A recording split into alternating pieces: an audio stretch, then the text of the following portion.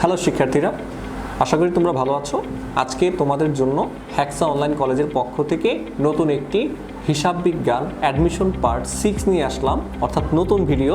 তোমরা সবাই বলেছিলে ভাইয়া অ্যাডমিশন এর উপর হিসাব বিজ্ঞান লিখিত এবং এমসিকিউ প্রশ্নগুলো কীরকম হতে পারে সে অনুযায়ী ভিডিও দিতে। তো আজকে খুবই গুরুত্বপূর্ণ এবং ইফেক্টিভ একটি ভিডিও তোমাদের মাঝে উপস্থাপন করতে আসছি। প্রশ্নটি হচ্ছে, হিসাব সমীকরণের পরিবর্তন কি এবং কি কি পরিবর্তন ঘটতে পারে আর পরিবর্তনকে কত ভাগে ভাগ করে যেতে পারে। এটা খুবই গুরুত্বপূর্ণ, যে কোনো বিশ্ববিদ্যালয়ে তোমার লিখিত অথবা এমসিকিউ প্রশ্ন আসতেই পারে। ওকে, ভিডিওটা দেখতে হলে অবশ্যই যারা নতুন আছো তোমরা সাবস্ক্রাইব করে দিবে এবং কমেন্ট এবং শেয়ারের মাধ্যমে তোমার আনসারটি জানিয়ে দিবে। ধন্যবাদ। আমরা সবাই জানি হিসাব সমীকরণের পরিবর্তন কি, কিন্তু আমরা এটা জানি না যে হিসাব সমীকরণের পরিবর্তনটাকেই আবার কয়টা ভাগে ভাগ করা হয়। এই প্রশ্নটি কিন্তু প্রতিনিয়তই তোমাদের ভার্সিটি অ্যাডমিশন টেস্ট পরীক্ষায় আসবে, তুমি লিখে রাখতে পারো। ওকে, হিসাব সমীকরণের পরিবর্তন যদি বলা হয় কাকে বলে, তাহলে এ সমান এল প্লাস ই এর পরিবর্তনই হচ্ছে আমার হিসাব সমীকরণের পরিবর্তন। আবার বলছি, অন্য কথায় যদি বলা হয় আর্থিক অবস্থার বিবরণীতে যে সম্পদ এবং দায়ের যে পরিবর্তনটা ঘটে, সেই পরিবর্তনকেই বলে থাকি আমরা হিসাব সমীকরণের পরিবর্তন। আর্থিক অবস্থার বিবরণীতে সম্পদ এবং দায়ের পরিবর্তনই হচ্ছে হিসাব সমীকরণের পরিবর্তন। এখন এই পরিবর্তনটাকে আমরা দুইটা ভাগে ভাগ করতে পারি। কত ভাগে? দুটো ভাগে। একটি হচ্ছে, তোমাকে নামগুলো খুব ভালো করে লিখে নিতে হবে, কাঠামোগত অথবা গুণগত পরিবর্তন, আরেকটি হচ্ছে পরিমাণগত অথবা নিট পরিবর্তন। এখন ভাইয়া আমি কোনটাকে নিট পরিবর্তন বলবো আর কোনটাকে গুণগত পরিবর্তন বলবো, সেটাই হচ্ছে তোমার ভার্সিটি অ্যাডমিশন টেস্ট পরীক্ষায় আসবে। দেখো, আমরা যদি এ সমান এল প্লাস ই ধরি, তাহলে এটা হচ্ছে আমার একটি হিসাব সমীকরণ।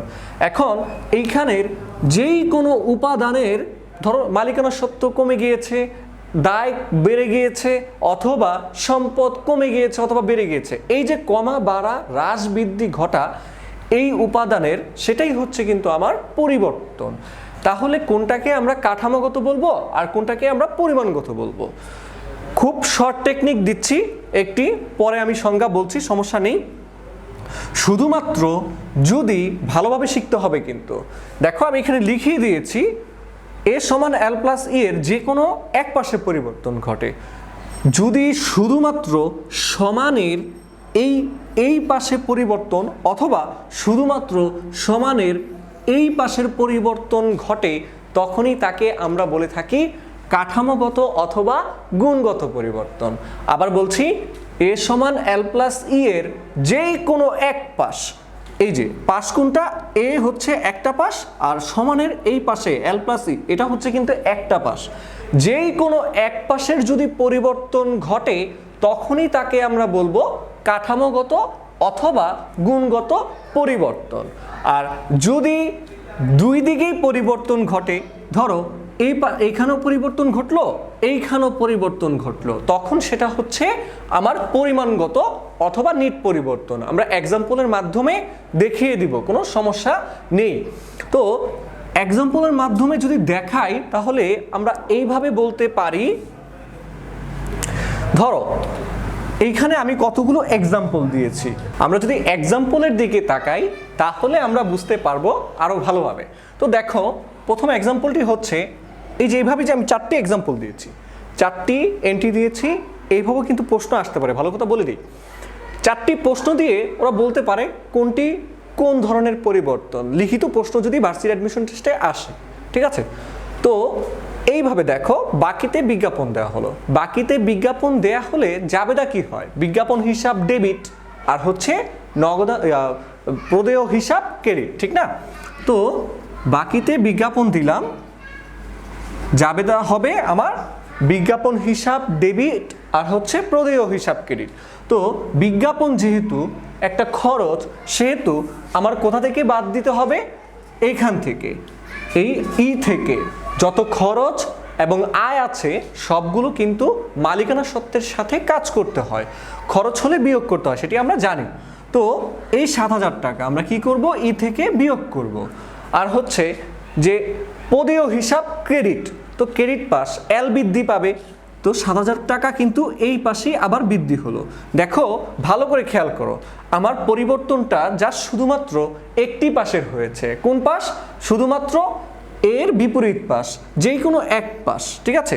যদি এক পাশের পরিবর্তন ঘটে তখন সেটাকে বলে থাকি আমরা কাঠামোগত অথবা গুণগত পরিবর্তন। এটাই বলা হয়েছে এ সমান এল প্লাস ই, যে কোনো এক পাশের পরিবর্তন হবে। যে টেকনিকটি দিলাম তোমরা খুব ভালো করে লিখে রাখো। তাহলে এটা যদি প্রশ্ন আসে, বাকিতে বিজ্ঞাপন দেওয়া হলো এমসিকিউ আকারে, এটা কোন ধরনের পরিবর্তন? এটা হবে কাঠামোগত পরিবর্তন। আমি কে দিয়ে রাখলাম, ঠিক আছে। এরপর দেখো 2 নম্বরটা, জনাব রনি 70,000 টাকা নিয়ে ব্যবসা শুরু করলেন। এই যে 70,000 টাকা নিয়ে ব্যবসা শুরু করলেন, জাবেদা কি হয়? এটা যদি আমরা খেয়াল করি হবে নগদান হিসাব ডেবিট, মূলধন হিসাব ক্রেডিট। যেহেতু নগদান হিসাব সেহেতু আমার এই পাশে চলে যাবে, কারণ সম্পদ পাশ। আর হচ্ছে কি আমার মূলধন হিসাব ক্রেডিট, মূলধন হচ্ছে মালিকানা সত্ত্ব, ই বৃদ্ধি পাবে, সেজন্য মালিকানা সত্ত্ব পাশে আমরা 70,000 টাকা লিখলাম। তাহলে দেখো কয় পাশের পরিবর্তন হলো, এও বৃদ্ধি পেল আবার আমার ইও বৃদ্ধি পেল, অর্থাৎ আমার 2 পাশের পরিবর্তন হয়েছে। আমরা কি বলেছিলাম, পরিমাণগত অথবা নিট পরিবর্তন হতে হলে তাকে 2 পাশের পরিবর্তন হতে হয়, অর্থাৎ উভয় পাশের, এবং কি সেটি হচ্ছে যেই কোনো 2টি উপাদানের পরিবর্তন অবশ্যই হতে হবে। তো 2টা উপাদান দেখো, এ হচ্ছে একটা উপাদান আর ই হচ্ছে একটা উপাদান, আমার 2টা উপাদানের পরিবর্তন ঘটেছে, ইনশাল্লাহ তোমরা এখন পারবা। তাহলে এটা হচ্ছে কি আমার 2 নম্বরটা হচ্ছে গুণগত পরিবর্তন অথবা নিট পরিবর্তন, আমি এন দিয়ে রাখলাম, নিট পরিবর্তন। এরপর 3 নম্বর যদি খেয়াল করি, ধারে সেবা প্রদান। ধারে সেবা প্রদান করলে জাবেদা কি হয়? সেবা একটা আয়, ঠিক না? যেহেতু ধারে সেবা প্রদান করেছি সেহেতু হচ্ছে আমার প্রাপ্য হিসাব ডেবিট, সেবা আয় হিসাব ক্রেডিট। তাহলে প্রাপ্য হিসাব হচ্ছে কিন্তু একটা সম্পদ, তো সম্পদ যেহেতু আমার এই পাশে লেখা হবে 20,000 আর হচ্ছে ই পাশে লেখা হবে 20,000, যেহেতু ই বৃদ্ধি পেয়েছে, কারণ সেবা একটা হচ্ছে কি আয়, আয় হলে যোগ করতে হয়। তাহলে এটা কোন পাশের পরিবর্তন হয়েছে? 2 পাশের পরিবর্তন হয়েছে। যেহেতু 2 পাশের পরিবর্তন হয়েছে সেহেতু এটা হচ্ছে আমার কি পরিবর্তন? নিট পরিবর্তন, ঠিক আছে, আমি এন দিয়ে রাখলাম। এরপর আসবাবপত্র ক্রয় 50,000 টাকা, নগদান হিসাব ডেবিট, আসবাবপত্র হিসাব ক্রেডিট। দেখো তো নগদান হিসাব ডেবিট কত টাকা? 50,000 টাকা, ঠিক আছে। আর আসবাবপত্র হিসাব কি হবে? ক্রেডিট। তাহলে এক পাশের না, আসবাবপত্র একটা সম্পদ আবার নগদ একটা সম্পদ, আমার যে কোনো এক পাশের পরিবর্তন হচ্ছে। তাহলে আসবাবপত্র ক্রয় এটাকেই বলতে পারবো আমরা কাঠামোগত পরিবর্তন, ঠিক আছে। আশা করি তোমরা বুঝেছো কাঠামোগত পরিবর্তন এবং পরিমাণগত পরিবর্তন কি এসব বিষয়। যদি লিখিত আকারে ভাইয়া প্রশ্ন এসেই থাকে তাহলে তোমরা এইভাবে আনসার করবে। আমি যেভাবে লিখে দিয়েছি তোমরা একটু কষ্ট করে লিখে নাও। একটু বলে দিচ্ছি, প্রথমে লিখবা কাঠামোগত আর হচ্ছে পরিমাণগত। লিখে সম্পদ ও দায়ের মূল্যের পরিবর্তন ঘটবে না, তবে কাঠামোর পরিবর্তন ঘটবে। দেখো সম্পদ আর দায়ের মূল্যের কোনো পরিবর্তন না ঘটে যখন শুধুমাত্র কাঠামোগত পরিবর্তন হয় তখন সেটাই হচ্ছে গুণগত অথবা কাঠামোগত পরিবর্তন। আর পরিমাণগত পরিবর্তনে এইখানে টাকার মূল্যের পরিবর্তন হবে, সেটা হচ্ছে কি আমার পরিমাণগত পরিবর্তন। আর এগুলো তো শর্ট টেকনিক লিখে দিলাম, আশা করি তোমরা পারবা। এই ছিল আজকে আমার পক্ষ থেকে তোমাদের জন্য অ্যাডমিশন পার্ট 6। তোমাদের জন্য আমি 2টি কুইজ অপশন রেখেছি আজকের ভিডিওর উপর। যদি ভালো লাগে অবশ্যই কোশ্চেন করবা, আমি কোশ্চেনগুলো বলে দিচ্ছি। যন্ত্রপাতি ক্রয় 50,000 টাকা, এটি কি ধরনের পরিবর্তন? আনসার করবে নিট, পরিমাণগত না কাঠামোগত। তারপর বাকিতে আসবাবপত্র ক্রয় 20,000 টাকা, এটা কি ধরনের পরিবর্তন? গুণগত, কাঠামোগত নাকি পরিমাণগত? আশা করি সকলেই কমেন্টের মাধ্যমে জানিয়ে দিবা। আর ভাইয়া তোমরা যারা নতুন আছো আমার ভিডিওতে অবশ্যই চ্যানেলটিতে সাবস্ক্রাইব করে রাখবে। ইনশাল্লাহ এই চ্যানেল থেকে আমি তোমাদেরকে যথাসাধ্য হেল্প করার চেষ্টা করব হিসাব বিজ্ঞান অ্যাডমিশন পার্ট নিয়ে। আর তোমরা ভাইয়া অবশ্যই শেয়ার করে দিবে। আর কেউ যদি চাও যে হিসাব বিজ্ঞান অ্যাডমিশন পার্টে তোমরা সরাসরি লাইভ এক্সাম অথবা লিখিত এবং হচ্ছে এমসিকিউ